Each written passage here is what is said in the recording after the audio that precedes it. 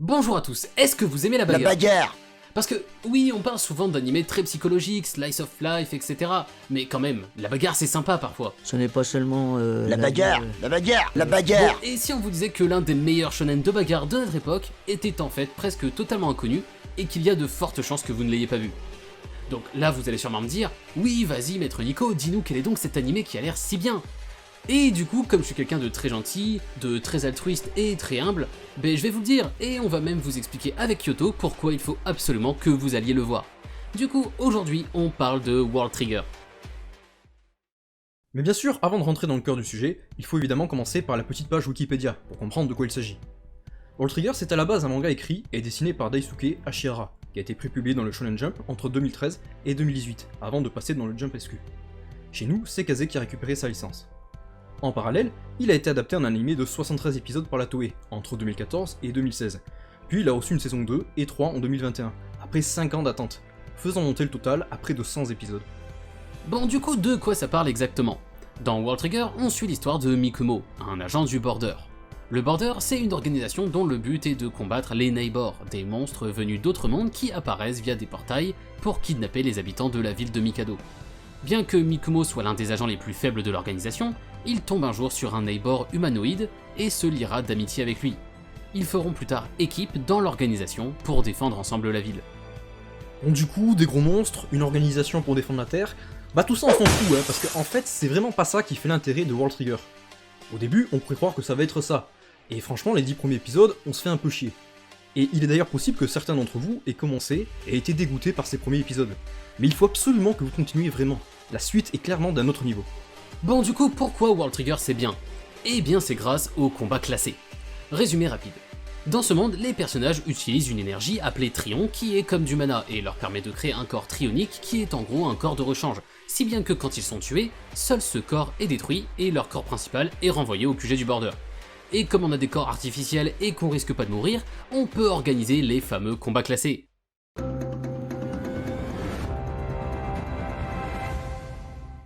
Vous avez déjà rêvé d'aller taper des 1v1 Gare du Nord avec vos amis en sortant des cours pour s'amuser et s'entraîner? Le problème, c'est que ça peut faire mal et entraîner des blessures. Mais World Trigger a trouvé la solution. Grâce au corps trionique, vous pouvez vous entretuer dans la joie et la bonne humeur sans aucun risque de blessure. Passer des journées entières en salle d'entraînement à tabasser vos amis pour montrer qui est le plus fort, ou bien participer aux matchs classés en équipe pour monter en grade dans l'organisation. Amusement garanti. C'est vraiment génial! Depuis que je m'entraîne au Border, je peux tuer autant de gens que je veux, et ça sans aucune conséquence pénale! Ce concept des matchs classés, c'est vraiment une bonne idée. On retrouve vraiment un aspect très e-sport que les joueurs des jeux compétitifs comme LoL ou même Fortnite connaissent très bien. Dans ces matchs, 3 à 4 équipes de 2 à 4 personnes sont téléportées à leur tournant sur un terrain, et doivent se battre à mort. A partir de là, des classements de points sont faits, et les meilleures équipes montent les échelons, jusqu'à éventuellement arriver dans le très désiré rang A, composé de la crème de l'élite des membres de l'organisation. Les matchs sont même organisés comme des événements sportifs, avec une retransmission vidéo et des commentateurs. Au-delà de cet aspect très e-sport, ce concept est aussi super intéressant sur le plan scénaristique. Parce que comme on affronte en match classé les différentes équipes de l'organisation, on se retrouve très vite à avoir une bonne image globale de ces différents membres. En quelques dizaines d'épisodes à peine, on arrive à assimiler les forces et faiblesses de plusieurs dizaines de personnages, ce qui fait que quand on se retrouve ensuite à devoir repousser les invasions des monstres aliens, ben on est beaucoup plus impliqué puisqu'on connaît la plupart des personnages. Vraiment pour moi ce concept est parfait, c'est ce qui m'a vraiment fait adorer World Trigger et j'en suis maintenant au point où je rêve juste d'une série d'OAV qui montrerait des octogones sans règles avec les membres les plus puissants du Border, parce que ce serait sûrement incroyable à voir. Et depuis tout à l'heure, on vous dit que les matchs classés sont hyper cool. Mais ce qui aide à les rendre si géniaux, c'est aussi leur technicité. World Trigger est très technique et est bien pensé sur tous les points de vue, que ce soit les combats PvP, les différentes armes, ou même les relations géopolitiques et diplomatiques. Comme on parlait des combats, continuons d'abord avec les armes. Si on comparait autant les combats du jeu vidéo tout à l'heure, c'est aussi à cause du système d'armes. En effet, dans les combats classés, chaque membre part à égalité avec les mêmes armes. Ou plutôt, il existe un certain nombre d'armes et d'améliorations d'armes différentes. Et chaque membre choisit celle qui correspond le mieux à son style de combat. Vous êtes plutôt guerrier, tank ou assassin? Devenez attaqueur et combattez au corps à corps. Vous êtes pas hyper bon en mobilité et êtes américain? Utilisez des fusils et criblez vos adversaires de balles en devenant un gunner. Vous êtes une femme et préférez le combat éloigné? Pas de problème, la classe sniper est faite pour vous. Bref, redevenons sérieux 2 minutes. Pour chaque classe, on retrouvera différentes armes et accessoires à combiner pour faire des stratégies. Par exemple, pour les attaqueurs, on peut y aller avec un simple sabre, mais aussi avec Scorpion, une lame plus courte et fragile, mais qui peut prendre la forme que l'on souhaite, et donc apparaître depuis le coude ou le pied par exemple. Pour les gunners, on peut utiliser des fusils, qui donnent plus de puissance et de stabilité, ou bien simplement envoyer des balles de Trion qui offriront plus de mobilité, avec des balles pouvant suivre l'adversaire par exemple, etc., etc. Il en va de même pour les accessoires. Des manteaux pour disparaître des radars, des balles spéciales qui passent à travers les boucliers pour mettre des poids sur les ennemis, des plateformes qui permettent de se propulser. On a vraiment de quoi faire des stratégies très variées. Exactement, et comme on l'a dit, chaque arme peut être aussi utilisée de manière détournée. Par exemple, le Grasshopper qui permet de sauter dans tous les sens pour gagner en mobilité, peut aussi être utilisé pour faire sauter un adversaire, le mettant à découvert afin qu'il se fasse fumer par le sniper de l'équipe.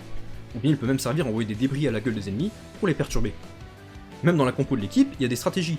Est-ce qu'on forme une équipe de 3 assassins très mobiles pour les caisses les autres équipes, ou est-ce qu'on prend 3 gunners pour foutre les ennemis sous un déluge de balles inévitable? Ou alors on reste avec une équipe simple et polyvalente. Je vous jure que quand on a regardé ensemble World Trigger avec Nico, on n'arrêtait pas de discuter de possibles stratégies et combinaisons d'armes pour exterminer les adversaires. Je pense que c'est vraiment tout ce côté stratégique qui est le point fort de cette série. Bon, on a beaucoup parlé des combats, donc il faudrait passer aux autres points. On l'a dit tout à l'heure, la complexité et la technicité de l'anime ne s'arrêtent pas au combat. Les situations géopolitiques le sont aussi, on n'est pas dans du manichéisme débile. En gros, même dans le Border, il existe plusieurs factions qui ne sont pas d'accord sur la politique à mener. Et il en va de même avec les différents pays aliens, qui viennent eux aussi de planètes différentes, et ont chacun leur objectif, ayant parfois aussi des querelles au sein d'un même pays, ou bien entre deux pays différents. On est très loin d'un scénario simple en mode humain égale gentil et alien égale méchant. C'est pourtant assez étonnant car le chara-design fait un peu enfantin, les personnages eux-mêmes ne sont pas d'une grande maturité et on reste très family-friendly avec absolument aucun fanservice. Donc on aurait pu s'attendre à quelque chose de plus simple au niveau complexité du scénario. Mais pas du tout, c'est en réalité assez mature. Pour les personnages, on va passer rapidement dessus, car on n'a pas envie de spoiler, mais en gros la plupart sont très cool. Le principal problème pour beaucoup de monde ça a été Mikumo, le personnage principal qui est vraiment pas très fort. Comme il a un potentiel trionique très faible de naissance, il est très dur pour lui de s'améliorer, et en combat, il est souvent pas le plus utile des personnages, se faisant plutôt carry par son pote Neighbor.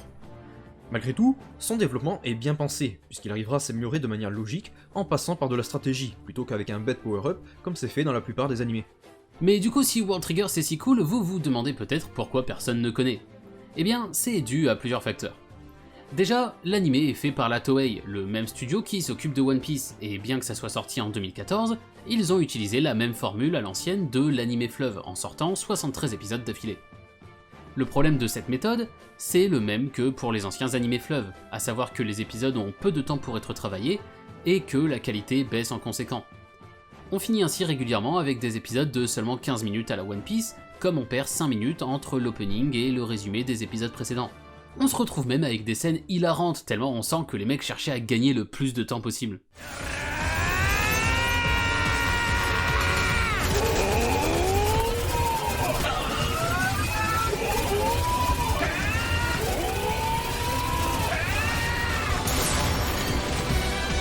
Magnifique, chapeau bas. Remarquable coup. Remarquable coup. Et ces imbéciles tombent dans le panneau.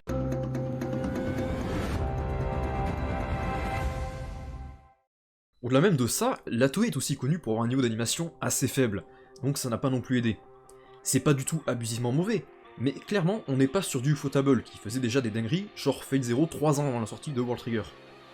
A tout ça, faut rajouter que le début de World Trigger est assez lent. On a bien une quinzaine d'épisodes avant les premiers matchs classés, et il faut donc forcer un peu pour arriver au moment où l'anime brille réellement. Enfin pour finir, en plus de tous ces défauts d'adaptation, l'auteur du manga lui-même a dû prendre une longue pause pour raison de santé, et n'a continué son manga que récemment, raison pour laquelle l'anime a pu reprendre en 2021, avec la saison 2 et 3. Pour conclure, World Trigger c'est un excellent manga et animé, mais qui a souffert de plusieurs problèmes qui l'ont forcé à rester dans l'ombre. Je suis personnellement convaincu que s'il avait reçu le traitement premium d'autres shonen avec une adaptation par Wit, Mappa ou même Ufotable, il trônerait actuellement dans le top 3 des meilleurs shonen de la décennie 2010. Du coup, même s'il n'atteindra jamais cette place qu'il mérite, j'espère au moins que cette vidéo vous aura convaincu d'aller lui donner sa chance. N'hésitez d'ailleurs pas à la partager avec des amis qui hésiteraient encore à se lancer dans le visionnage. Sur ce, cette vidéo est finie. Pensez à regarder nos autres vidéos, vous en trouverez sûrement d'autres qui vous plairont. Nous, on vous laisse et on se retrouve très bientôt pour une nouvelle vidéo.